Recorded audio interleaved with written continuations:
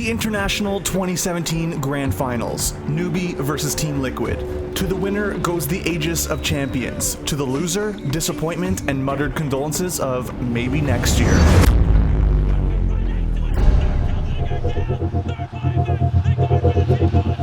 For Amer Miracle Al-Barqawi, that disappointment is all too real. At this time last year, he had already been eliminated from the International. The Filipinos have eliminated RG! His chance at being the best in the world was cut short by an upset that no one could have predicted. TNC, a team that barely scraped by, was in the loser bracket. All of a sudden, they 2-0 them very definitively.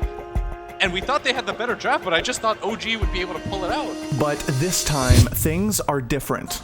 Miracle has lost, learned, and with a new team by his side, has another shot at greatness. Miracle's journey to the International's Grand Finals was one that took him through the highs of wins in 2 majors and the crushing lows of defeat at TI6. But before all of that, there was a time when Miracle had no idea that Dota even had a pro scene. Even when I asked him, like, did you watch TI 1, 2, 3? He's like, nope, never heard of it. In fact, Miracle didn't start playing because he one day dreamed of hoisting the Aegis. No, our story starts in a net cafe in Jordan with one simple thing: a guy who loved Dota. When he was young, Amer was like most kids his age. He played soccer in the streets and spent much of his time out of the house with his friends. One day, he became curious about his older brother's interest and wanted to join them on their lengthy trips to the local net cafes. He started convincing my mama, I want to go with my brothers, I want to see what they do there. We start taking him with us, and he started learning, watching. Only around 12 years old, Amer quickly got hooked on Dota 1, and his skills grew. The local scene dubbed him Miracle Boy. That moniker, later shortened to just Miracle, stuck. Even after the release of Dota 2, Miracle primarily played for fun, solo laddering with intense focus. Oblivious to Dota's rapidly growing pro scene, Miracle's skill increased with time, but he was still just a pub player who enjoyed the casual aspects of Dota. When the official MMR ranking system was released in late 2013, Miracle had already achieved an impressive 5.3k MMR. After hitting 7k solo MMR a little while later, Miracle began to realize he could be among the best carries in the world and set his goal at becoming the highest ranked player of all. At first I was like just playing for fun, let's say, till I hit 8k, and then I was like, oh shit, like that there's a small chance some people might talk to me. In-game, his reputation as a serious pub star was spreading, especially after he became only the second player to hit 8k MMR behind Aliwi Wiha Omar. Miracle hoped that a professional team would contact him. He was ready to prove that he was more than just a pub star. He had a very brief stint on a smaller team known as the Balkan Bears, but his big chance truly came when Johan No-Tail Sunstein added him on Skype. At first I actually thought it's like a fake account, and I wasn't really responding, but then I was like, alright, I'm gonna talk to him, and it was him, and I talked to him on Skype. And Miracle went from pub star to playing alongside some of Dota's most respected talent as a founding member of OG overnight. With veterans like No-Tail and Tao Fly Isaac leading him, Miracle took his first significant steps into the professional scene. Though he might have been ignorant of Dota 2's competitive legacy, Miracle wasted no time in making his own mark on the scene. Right from the get-go, Miracle proved that he was a dominant individual talent as well as an incredibly flexible and versatile player to boot. The MLG World Finals was an excellent showcase for Miracle, as he not only dominated the likes of Syed, Sumail Hassan, and Sergey G. Bragin in lane, but carried on a massive variety of heroes such as Queen of Pain, his signature anti-mage, and even a pocket Earthshaker. By the time the first ever Valve Major in Frankfurt rolled around, Miracle was impressing thanks to excellent play against top teams. Although OG were largely viewed as a dark horse going into the event, people were excited to see if Miracle would continue to perform on a massive stage. Doesn't have the Manta either. Blink some cooldown, the Manta's also not available, and he gets look how fast he dies! Miracle, he just got that MKB, and he puts it right to work. The tournament started off on the wrong foot, but as the pressure mounted, OG delivered, going on one of the most ridiculous lower bracket runs in Dota 2 history to claim the title. Taking too much damage, OG have got it, they've got the Raging out from Secret. OG, they fight all the way through the lower bracket and will be clean the champions of the first ever Dota 2 Major live here in Frankfurt.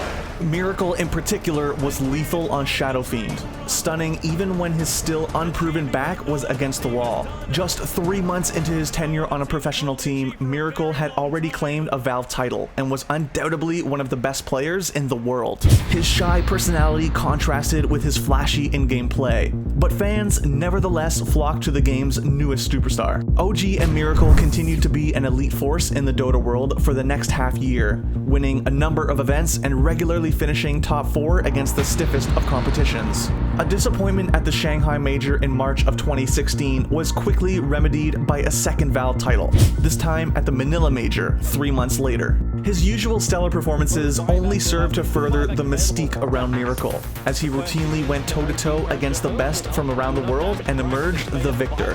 His Invoker became a thing of legend, and questions as to whether or not Miracle was only a pub star were nothing more than a distant memory. But do you see your Miracle's network?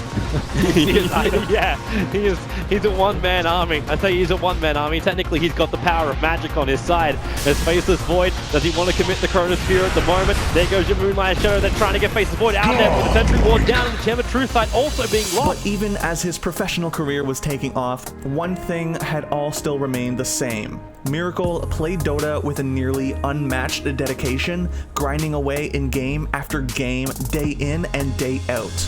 His level of focus is something uncomparable to any player I've ever seen. I've seen a lot of players grow and become excellent at the game, but when he looks at the screen while he plays, it's as if he's in the game, as if he's in the battlefield. In the months following the Shanghai Major, he famously became involved in a race to 9K MMR with Artur Artizi Babayev, Evil Genius's star player. Then, on May 11th, 2016, from the practice rooms at the Epicenter 2016 LAN, Miracle made history. Fuck yeah! With the 9K player leading the charge to stellar results in the months before TI6, OG was touted as a clear favorite to win it all. It was the next step for Miracle, and a win at TI would take his already grown reputation to the next level. Arabia's gone! Is it in? Have TNC done the impossible? Two-time major winners, you are gone! The Filipinos have eliminated OG! TNC have done it! The dream, the reality! The loss was a crushing blow to Miracle, and a miserable way to cap off his otherwise brilliant first year of competitive play. While he had already come so far and achieved so much, bombing out at TI put a metaphorical asterisk on his career. In fact, it was clearly one of Miracle's worst performances ever. I want to know what kind of wizard you are that has figured out that OG would just go from winning Frankfurt Major and Manila Major and doing pretty well in the group stage, like they look like a really strong team, and then just boom, boom, out. What? The result called for a change, and on September 16th, 2016, Miracle joined Team Liquid. While Liquid started slow, posting mixed results for the rest of the year, it turned out to be a perfect move for Miracle. Once Maroon G8's Murhay was added to the squad prior to Dream League Season 6, Miracle was surrounded by a group of tremendously talented players, which took some of the burden to carry off his shoulders. Sorry, Miracle, he's taken over. You were the Wonder Boy, but we got a new one now. GH and Lasse Matumbaman Urpalainen would join Miracle in the ranks of the 9K MMR club.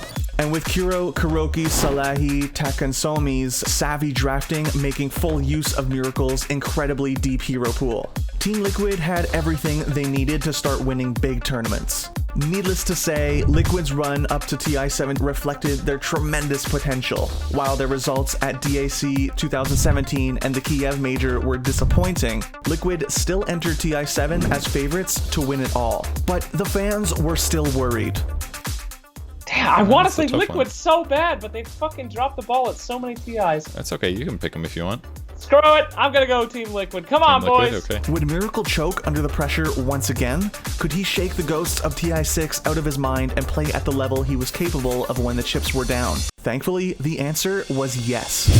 That's the one they have to get. The fortress is still fortified. No one will fall down. Buybacks have committed. You've still got another 3k life on that Ancient. That's Miracle. They're holding, they're doing it. Randy, he's gone as well. Solo, oh my lord.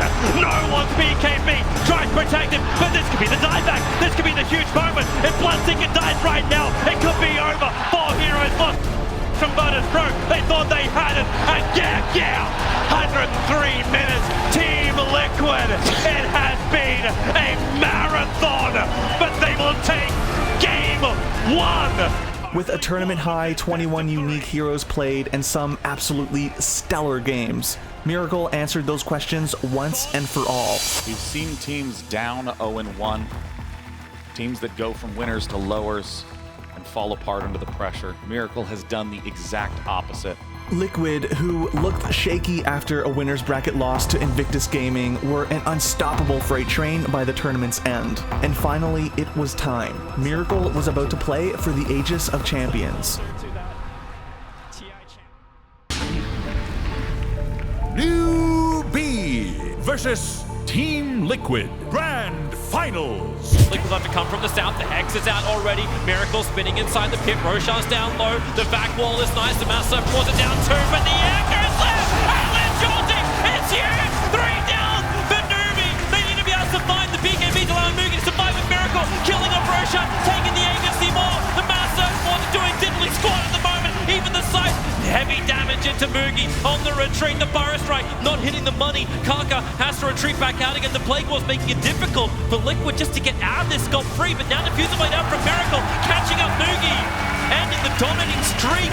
And watch that Aegis of the Immortal. They jump in. The horse on from KP, catching 2. Aegis still there for the fang. Epicenter is doing its work. The Juggernaut, he's dying. The Aegis Immortal in time down a fraction of a second before. Miracle's gone. The Scythe will get a revenge. KP will fall. Kuro tries to end the trees, but the Exorcism from SCC, they're having the damage output to do it. 3 heroes gone from Team Liquid. The reaction time was all about Miracle. The Burrow Strike from Kaka. It'll connect, follow up Fidget with KP. He'll get the sun up the Mass Force in the middle of the field. Dance here. Conan up. Miracle. The Echo is left there from GH on the Omni side. And damage output too big. With the side. SCC is gone for 2 minutes. The Lich Chamber bouncing back down. Kaka trying to hide himself, but right now it's all Liquid. They have taken down 4. You'll get the buyback from the Venom as the GH to the force up. He won't even die for this. Liquid lose nothing, but take everything from Mugi. No Hex, no misses on a Marvel. Omni Slash on top of Mugi. The Shrine not doing enough, but it is all the Miracle Joe. Double kill for him. Diffuser Blade and NCCC. Portento controlling the back line. The Exorcism, it needs to do some damage, but right now Mugi dropping like flies. And GG, it's done. Liquid will be the first team in the history of the International to whitewash the Grand Final. 3-0 victory over Nubi. The man who, just 2 years ago, yearned to prove that he was more than a pub star was staring down the biggest games of his life. What started out as a simple love for Dota had turned into something different altogether. A chance to be a part of the game, to be immortalized as one of the best to ever play. Your champions of the International 2017 is Team Liquid. Who would have thought that the Miracle Boy from the net cafes in Jordan, who knew nothing of the International and Pro Dota, would become a 2-time major winner, a TI champion, and one of the game's most popular figures? It just goes to show what can happen with dedication, focus, and the will to be the best. At the end of the day, his love of the game isn't going anywhere, and neither is Miracle. After all, there's majors to win, a TI title to defend, and of course, Dota to be played, and we wouldn't have it any other way. Thanks for watching our telling of Miracle's story. It's an incredible pleasure to share with you the outstanding story of such an inspiring player. Is there a story you'd like to see us tell? Let us know in the comments below, and be sure to subscribe for more great content.